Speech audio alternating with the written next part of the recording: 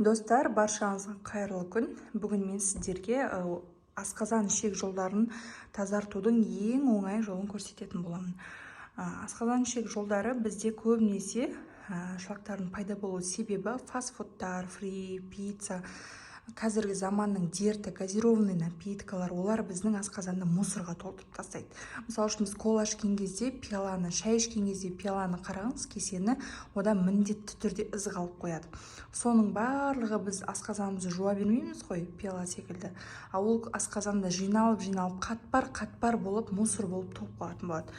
Соны бір аптаның ішінде, егер сіз жылдар бойы фастфуд жеп, жылдар бойы дұрыс тамақтану режимін қолға алмаған болсаңыз, онда 2-3 аптаның ішінде асқазан ішек жолдарын тазартудың ең оңай жолы жудырмай. Ең бірінші болып осы Herbalife Nutrition өнімінің алоэ, хербал алоэ деген бар. Тағы бір вкусы бар, ол вообще фьюстидің дәміне ұқсайды, күшті болады, со вкусом манго деген. Маған өзіме осы классический ұнайды.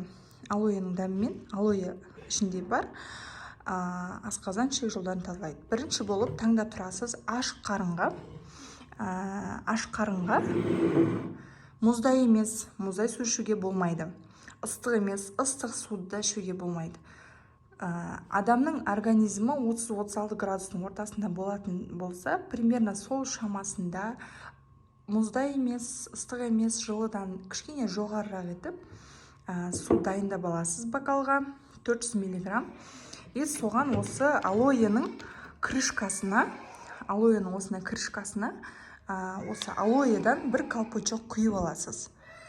Бір колпачок құйып, егер сіздің бойыңыз үлкен және артық салмағыңыз бар болса, толық болатын болсаңыз, мынадан 2-3 колпачок қоссаңыз тіптен жақсы болады.